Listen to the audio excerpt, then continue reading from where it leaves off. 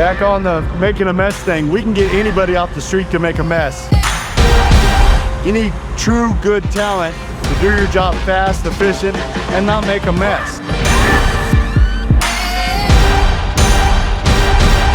All concrete finishers make huge messes. Quit making the messes, do your job good, and have some talent. Some guys pour concrete like it's an art form. Others, they leave behind nothing but a mess. Today we're on a 100-yard bus pad pour, and Jeff's going to be breaking down exactly why talent, speed, and doing it the right way matter more than ever. Let's get into it.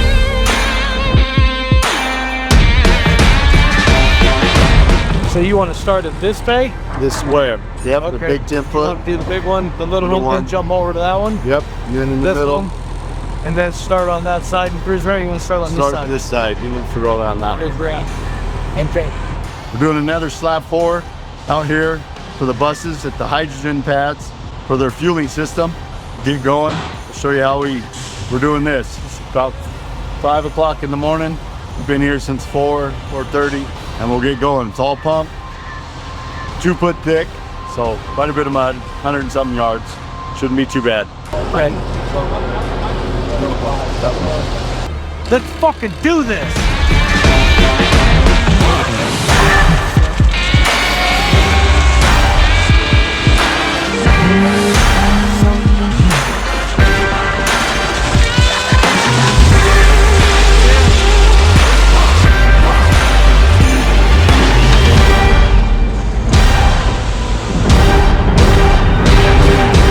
You're late? Don't say anything.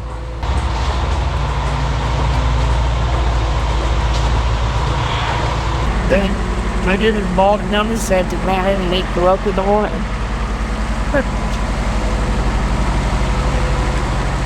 How do you feel about being late? Just an hour. Just an hour. We poured the bottom of this because our forms are about 8 to 10 inches off the ground. So it locks it in so all that mud doesn't boil up when we get all the weight going on it. So it'll sit for a little while and be a lot easier to clean up later. We don't lose as much mud. If we vibrate and it goes down, we got to get mud back to it and re-vibrate. So wait till he has it built up before we lose all that mud out. Otherwise, we're just going in circles. I guess it'll vibrate out, but are you gonna try? You want to try to float that other side as we go? Not necessarily, because it might be pretty hard by the time we get around to it. So to get us a good chunk, we'll figure it out if we have to. 20 yards, about 8 minutes. Our third truck's backing up right now. Hopefully they can keep up with us. Supposedly they had 40 batch, so we'll see. They put chamfer on all these forms instead of ripping the forms down. It's super easy to set that way, but it's a lot harder for us to finish. But we got to get exact size rods, everything. I'd much rather had it ripped down, but that's not the way they set it. They kind of set it for speed.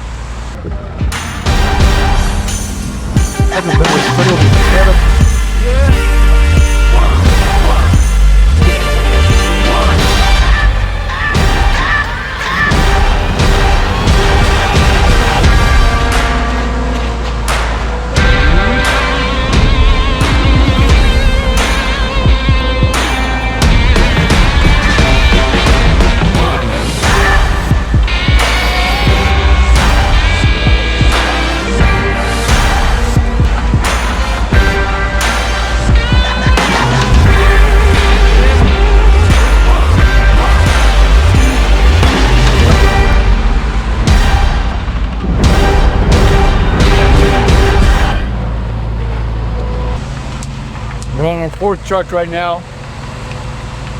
It's looking like we'll be around 100, I guess. We're pouring these boxes early so they can be floated, and we'll come through, we'll dig some of this out. It'll be a lot easier than trying to do it all at once, hopefully.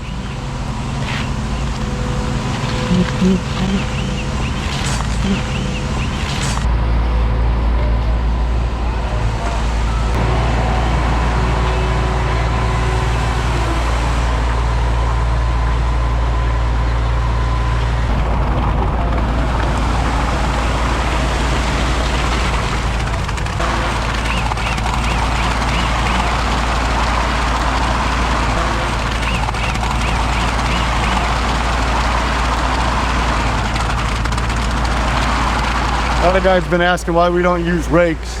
I've been doing this a long time. I've never seen anybody good on a rake. They just pretend to do stuff. I like shovels, guys. You can't fake it. It does way better. You can fill holes better. I've seen guys trying to throw, all they do is make messes. So we always use shovels.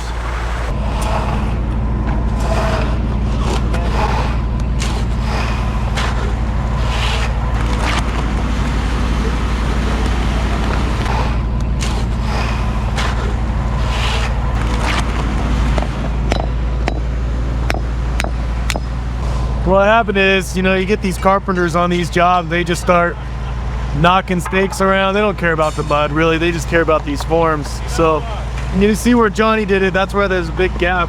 Saying if you look at it, it should have been poured out a little bit more on the outside here. That way it didn't have a place to slough out. That was actually a rookie mistake On the guy swinging the hammer's part. placing the mud.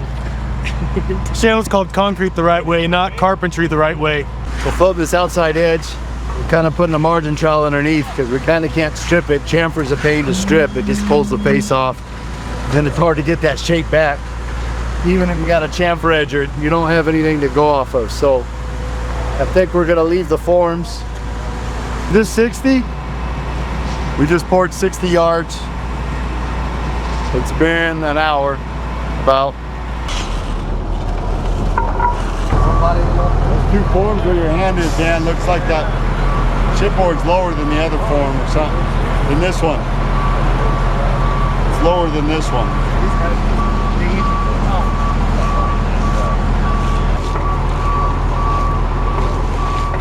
Four and 70 right now.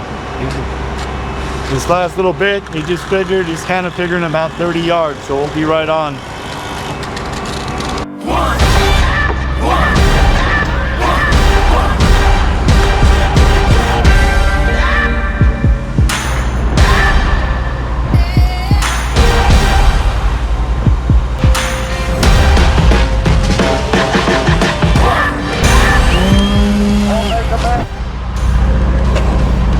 Make a mess, then you got to clean it up.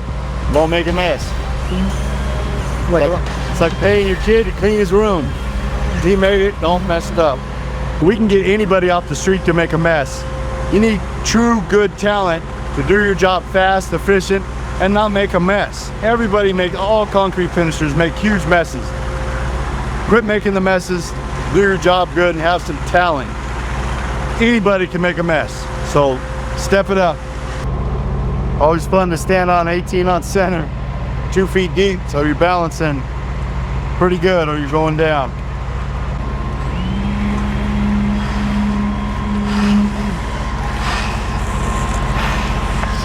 Oh, Johnny's thinking 100 is going to be really close. We're on 80 right now. I don't know what it's done. We were going to get this other truck poured out and then see where it hits. So, okay, all right, bye. A good shovelman never stops moving. So when we stop on the rod, it's for a reason. We either are a little low or we got to float something. And that's when it's time for the shovel guy to get dialed in. Because all we're doing is checking what he's getting it flat, doing it all that. We're just checking it. That's why shovels are better than rakes, because those guys ain't getting it that close. They think they are, but they're not. A good shovel guy keeps moving.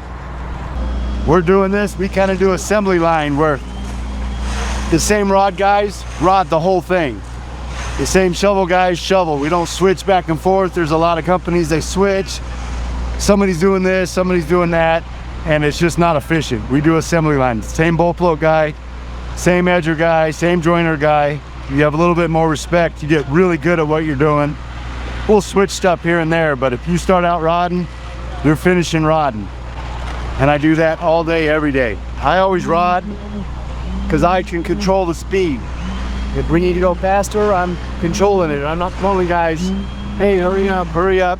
I'll always just keep the speed when we're doing that. That's why I like to rod.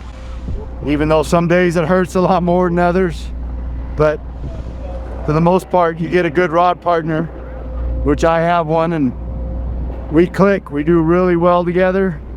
We all have our system and we can move.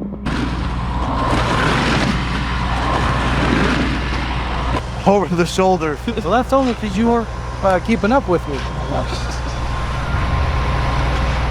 If you're shoveling, you keep it dialed in, Tommy will be right on it. But once you start getting behind, I can barely stand. yeah, we can barely stand you too. bro, let it sink. I got 3 yards poured. He's probably got 4 yards left on out of the 100. Now we got guys finishing. We're gonna clean all this up, get everything finished. All this is a Broom finish, except for the wall. It gets a wall on it. There's a keyway in it, so we just got to make it look decent. They'll set their wall right on it, and it'll get buried, so it shouldn't be too big of a deal. Other than that, pour went good. Good what? 5:30, 6:30, 7:30, 2 hours, 100 yards, not bad. Now through your rant, How are you? just on a big rant about the wash route. I got it out. No, you know, get it out, now. Gordon. No, it's Get it down. out, bro. No.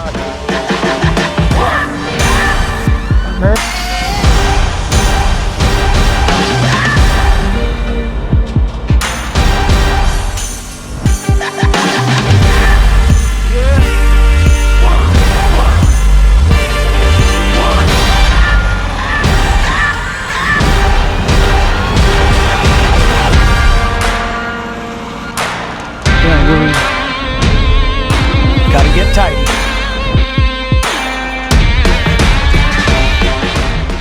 We appreciate all the feedback we're getting. We're getting lots of comments. Please keep commenting, whether you like us, whether you don't. Got ideas? If you want to learn, have any questions, anything, keep an eye out for us and keep watching. We appreciate it. Hey, that's all you gotta do is just like and subscribe. It's not that difficult. So keep tuning in.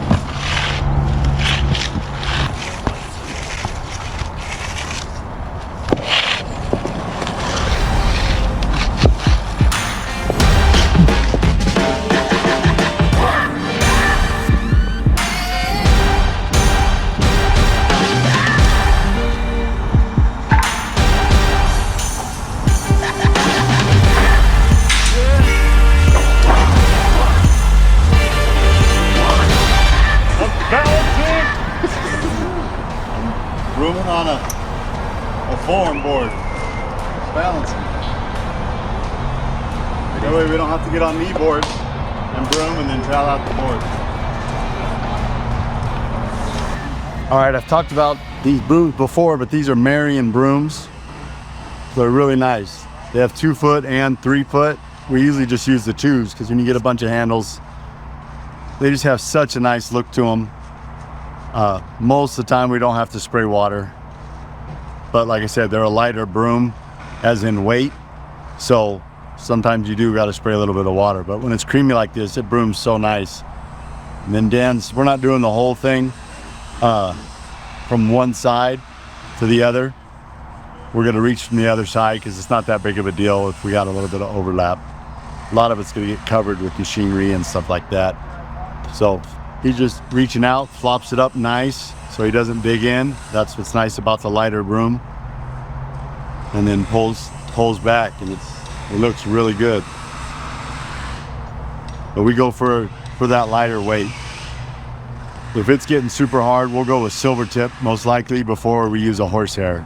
Horsehair's more curb and gutter, stuff like that, and you need a lot of water. So when these brooms are new, they're a much lighter broom, as in how soft the broom marks are. When they get a little older, a little more worn in, they're a little bit more rougher of a broom. So when stuff's wet, we'll use a newer one. If it's kind of hard, we'll use a little bit older one and we can get the same look. It does really nice.